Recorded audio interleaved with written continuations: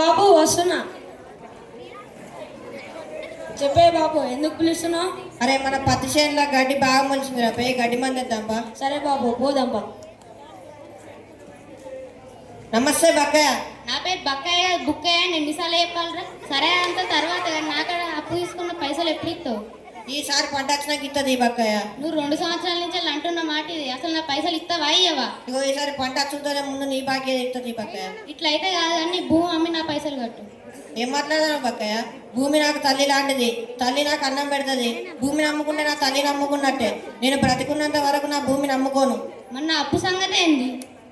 సేటు, నువ్వు ఇక్కడ పైసల కోసం గొడవ చేయడానికి వచ్చినావని నాకు అర్థమైంది. అట్లా కాదు ప్రశాంత్, నేను మిమ్మల్ని ఎంతో నమ్మి పైసలు ఇచ్చాను. నా పైసల సంగతి ఏంది? సరే సేటు, ఇప్పుడు కాకపోయినా ఎప్పుడైనా నీ అప్పు తీర్చాల్సిందే. ఇదిగో ఈ బంగారు గొలుసు తీసుకో. దుర్గయ్య, ఇక నీ అప్పు తీరిపోయింది, సెలవు. అరే మనం తొందరగా మందుల షాప్ పోదాం రా. సరే. నమస్తే శేఖరయ్య, ఓ గడ్డి మంది. నేను అత్తి పాడువాడు కదరా, నా పేరు శేఖరయ్య కాదరా, శంకరయ్య. ఎన్నిసార్లు చెప్పాలి? ఏదో అయ్యే కానీ తొందర గడ్డి మంది.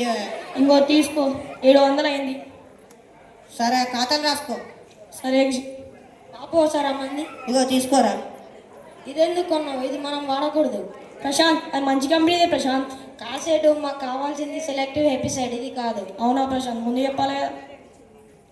ఇంకో తీసుకో ప్రశాంత్. ఏం హుషారు ఉంది కొలే. మరి అట్లనే చదివించినా, ఎక్కడ చదివించిన అనుకున్నావు? నువ్వు Jayabharata English medium high school Jammikunta.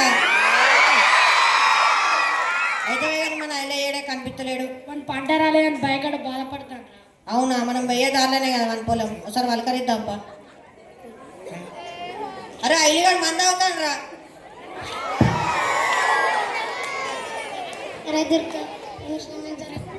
ఇంతగా మందులు దొంగ విత్తనాలు కొట్టిన పంట నాశనం చేశాను రా. నేను 5 లక్షలు అప్పు చేశాను రా. ఇప్పుడు నా బిడ్డ పెళ్లి చేద్దామంటే నా దగ్గర పైసలు లేవురా. నువ్వు క్షమించరా. ఏ బాబు ఎవడని రారి. ఈ కాలంలో ఎంతో మంది రైతులు నకిలీ మందులు, నకిలీ విత్తనాలు వాడి మోసపోయి ఆత్మహత్యలకు గురవుతున్నారు.